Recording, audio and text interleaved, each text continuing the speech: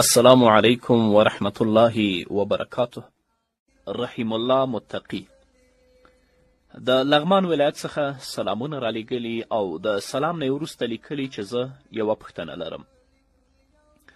پوښتنه مې دا ده چې په مکروهه اوقاتو کې د تلاوت سجده کول څنګه دي؟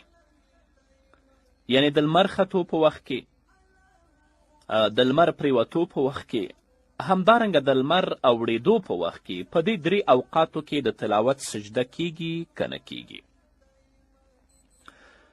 په یوې مسئلې باندې باید موږ او تاسو ځان پوه کړو. کله چې تاسو د قرآن کریم تلاوت کوئ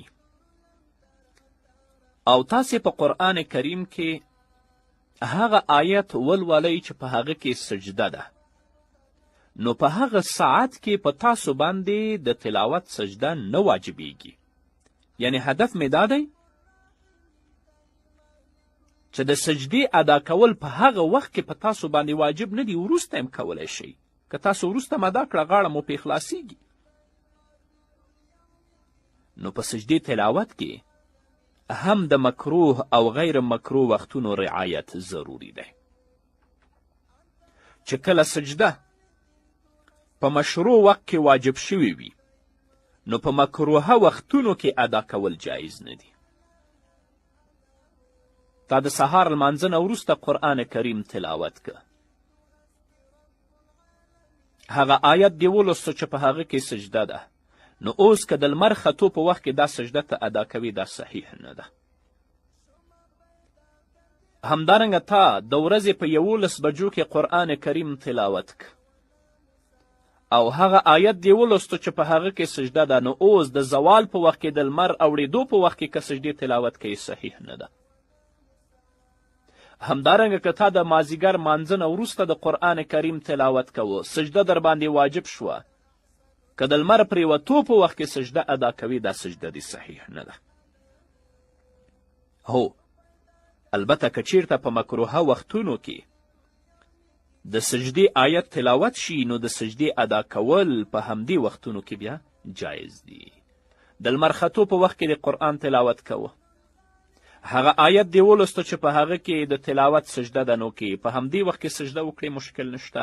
همدارنګه د لمر اوړېدو په وخت کې، همدارنګه د غروب په وخت کې.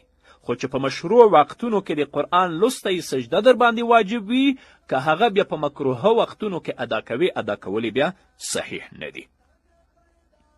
هندیه په اول جلد کې په 115 صفحه کې په 14 فصل کې باب کې الباب الثالث عشر فی سجود التلاوه په دې کې لیکي ولو تلاها فی وقت مباح فسجدها فی اوقات مکروهه لم تجز. کې قرآن کریم غیر له دې درې وختونو نه په نورو اوقاتو کې ولسته، سجده پې واجب شوه، اوس یې که په مکروهه اوقاتو کې ادا کوي، دا سجده صحیح نه ده. او ابن عابدین الشامی رحمه الله په 2 جلد کې په 106 صفحه کې باب سجود تلاوت کې، او خلاصة الفتاوا په اول جلد کې 190 صفحه کې لیکي علامه ابن عابدین الشامی د حسکفي د دې عبارت لاندې بشروط الصلاة دې لاندې لیکي چې وکذا یشترط لها الوقت حتی لو تلاها او سمعها في وقت غیر مکروه فاداها في وقت مکروه لا تجوز.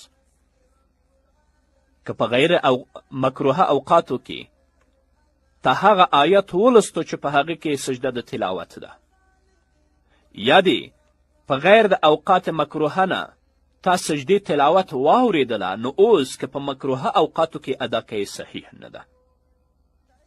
هو که دې په مکروهه اوقاتو کې تلاوت کوه، په همدغه وخت کې سجده در باندې واجب شوه، ادا دې کړه، بیا کوم مشکل نشته دی.